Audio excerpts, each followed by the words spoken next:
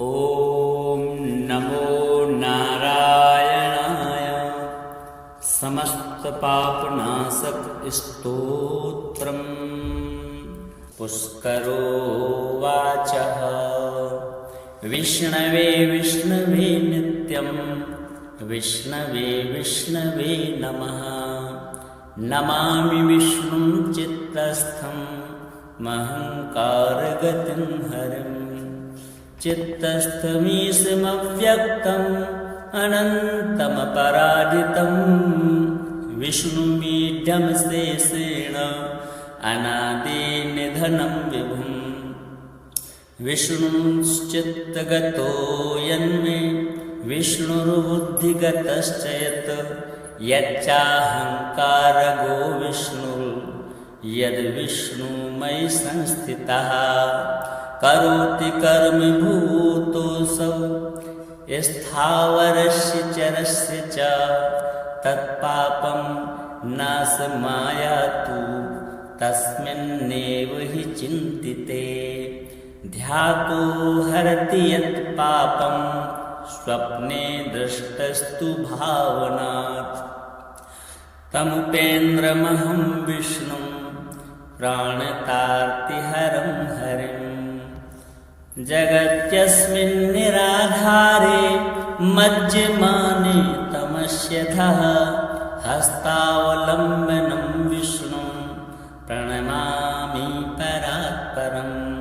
सर्वेश्वरेश्वरं विभो परमात्मन्नधोक्षजा ऋषिकेश ऋषिकेश ऋषिकेश नमोऽस्तुते। नृसिंहानन्त गोविन्द भूतभावन केशव। दुरुक्तं दुष्कृतं ध्यातं समयाधं नमोऽस्तुते। यन्मया चिन्तितं दुष्टं स्वचित्तवशवर्तिना अकार्यं महदत्युग्रं तत्क्षमं नय केशव। ब्रह्मण्यदेव गोविन्द परमार्थपरायण जगन्नाथ जगद्दत्तः पापं प्रश्नयाच्युत।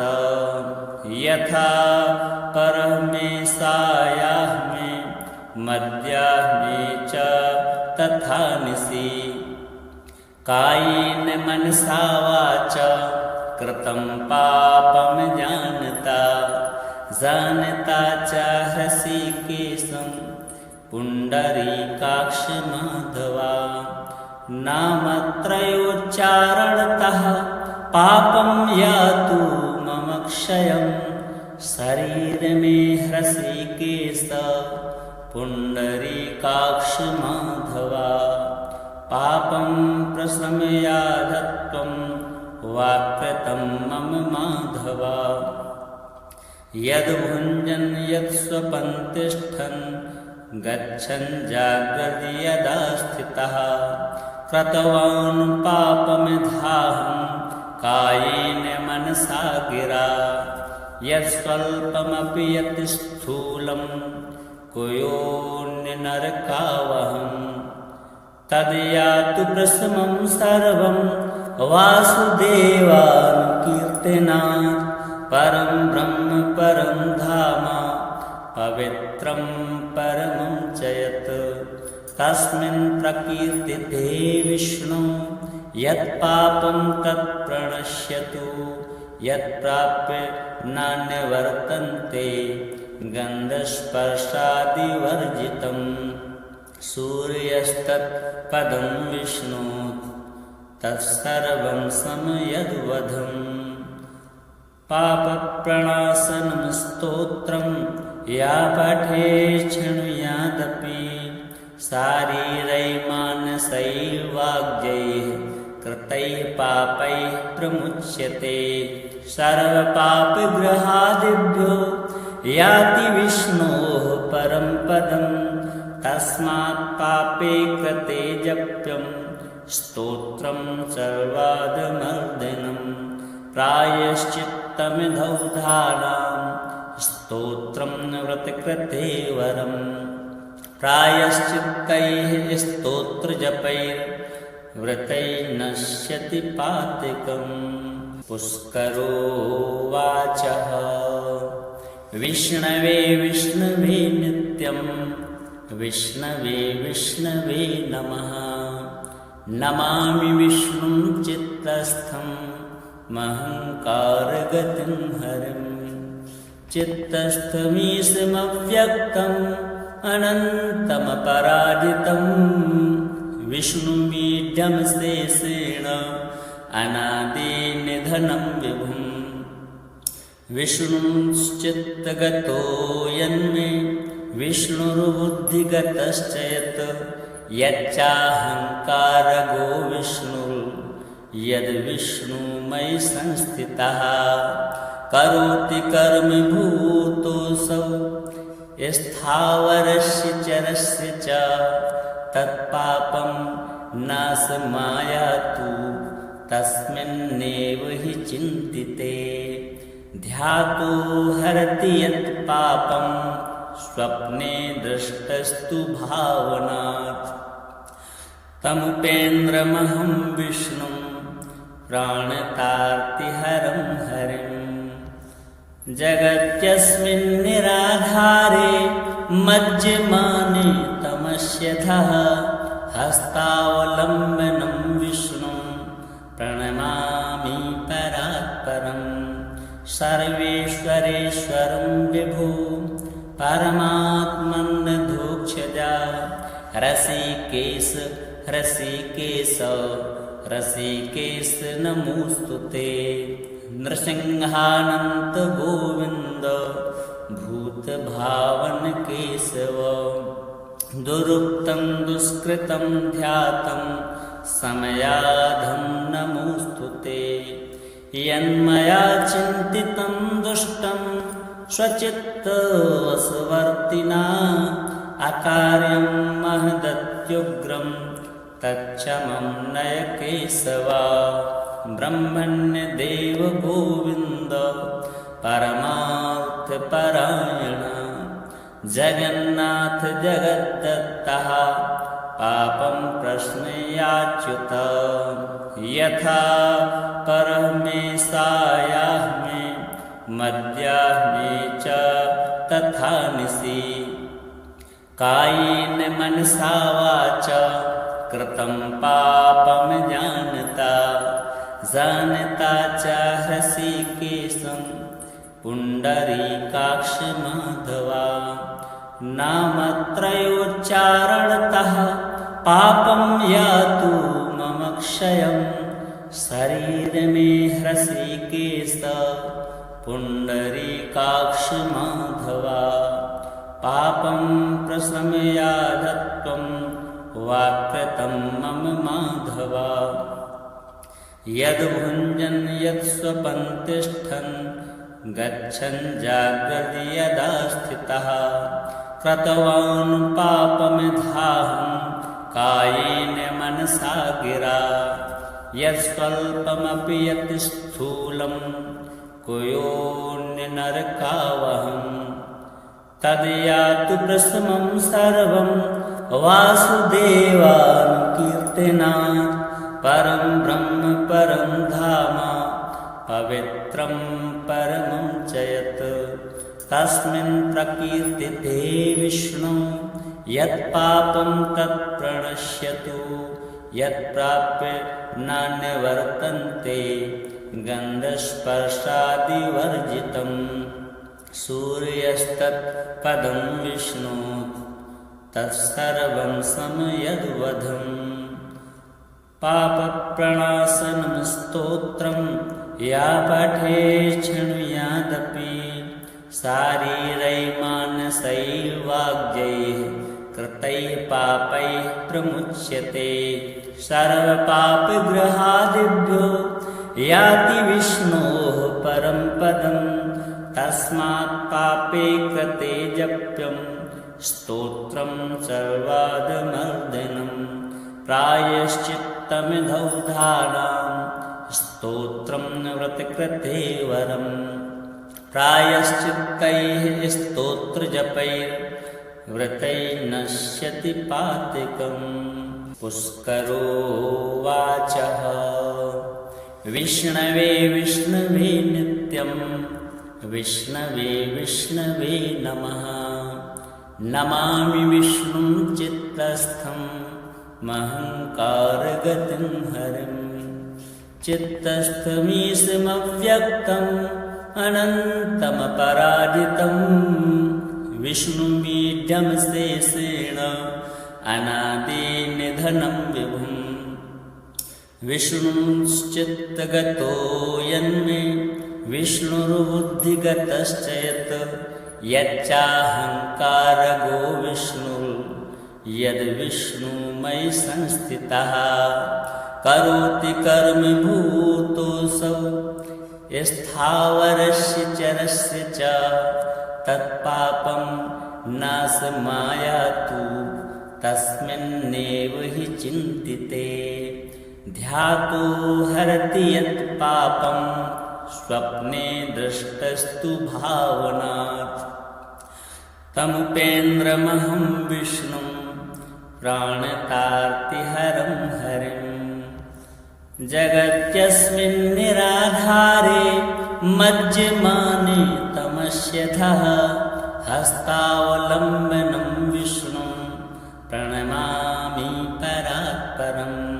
सर्वेश्वरेश्वरं विभो परमात्मन्नधोक्षजा रसिकेश रसिकेश रसिकेश नमोऽस्तुते। नृसिंहानन्त गोविन्द भूतभावन केशव। दुरुक्तं दुष्कृतं ध्यातं समयाधं नमोऽस्तुते। यन्मया चिन्तितं दुष्टं स्वचित्तवशवर्तिना अकार्यं महदत्युग्रं तच्छमं नय केशव। ब्रह्मण्यदेव गोविन्द परमार्थपरायण जगन्नाथ जगद्दत्तः पापं प्रश्नयाच्युत। यथा परमेशायाह्मे मध्याह्ने च तथा निशि कायेन मनसा वाचा कृतं पापं जानता जानता च हृषीकेशं पुण्डरीकाक्ष माधवा। नामत्रयोच्चारणतः पापं यातु मम क्षयं शरीर मे हृषीकेश पुण्डरीकाक्ष माधवा। पापं प्रशमयाधत्वं वाक्कृतं मम माधवा। यद्भुञ्जन् यत्स्वपन् तिष्ठन् गच्छन् जाग्रत् यदा स्थितः कृतवान् पापमिहाहं कायेन मनसा गिरा। यत्स्वल्पमपि यत् स्थूलं कुयोऽन्यनरकावहम् तद्यातु प्रशमं सर्वं वासुदेवानुकीर्तनात्। परं ब्रह्म परं धाम पवित्रं परमं च यत् तस्मिन् प्रकीर्तिते विष्णु यत्पापं तत्प्रणश्यतु। यत्प्राप्य नान्यवर्तन्ते गन्धस्पर्शादिवर्जितं। सूर्यस्तत्पदं विष्णु तत्सर्वं समयद्वधम्। पापप्रणाशनं स्तोत्रं या पठेत् शृणुयादपि शारीरैर्मानसैर्वाग्यैः कृतैः पापैः प्रमुच्यते। सर्वपापग्रहादिभ्यो याति विष्णोः परं पदं। तस्मात् पापे कृते जप्यं स्तोत्रं सर्वादमर्दनं। प्रायश्चित्तमिधौधानां स्तोत्रं व्रतकृते वरम्। प्रायश्चित्तैः स्तोत्रजपैर्व्रतैर्नश्यति पातिकम्। पुष्करोवाचः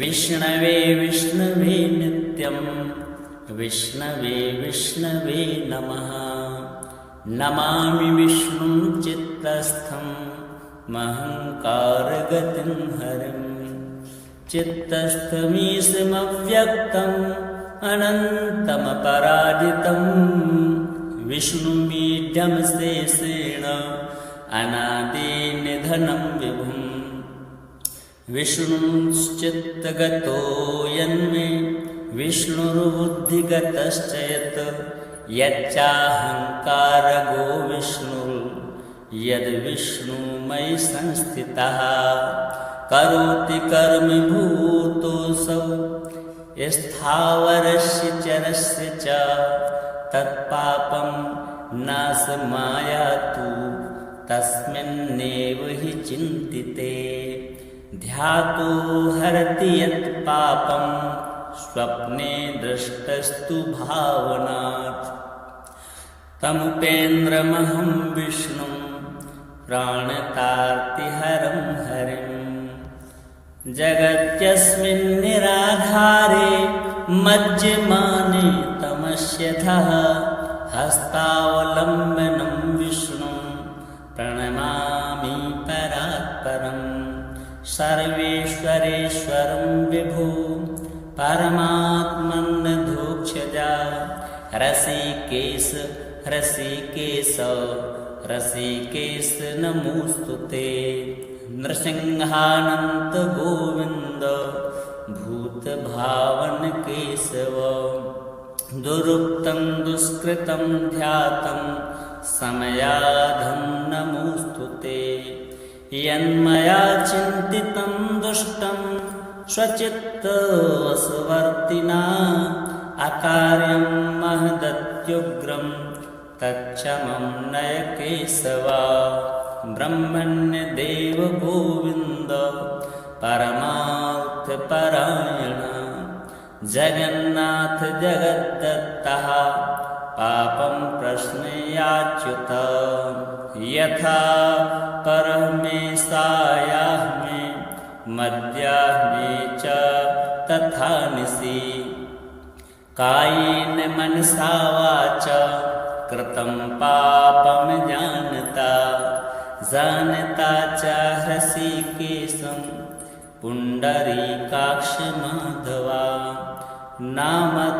नामत्रयोच्चारणतः पापं यातु मम क्षयं शरीर मे हृषीकेश पुण्डरीकाक्ष माधवा पापं प्रशमयाधत्वं वाक्कृतं मम माधवा यद्भुञ्जन् यत्स्वपन् तिष्ठन् गच्छन् जाग्रति यदा स्थितः कृतवान् पापमिधाहं कायेन मनसा गिरा यत्स्वल्पमपि यत् स्थूलं कुयोऽन्यनरकावहम् तद्यातु प्रशमं सर्वं वासुदेवानुकीर्तनात् परं ब्रह्म परं धाम पवित्रं परमं च यत् तस्मिन् प्रकीर्तिते विष्णु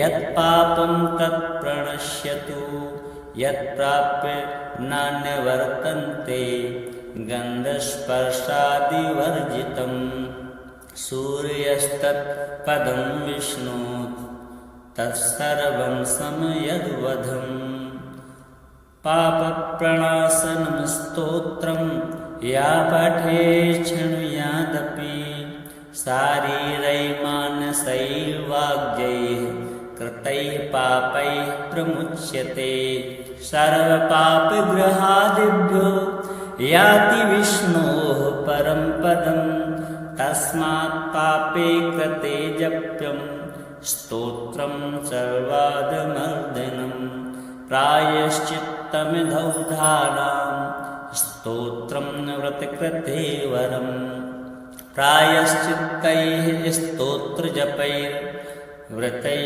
नश्यति पातकम्।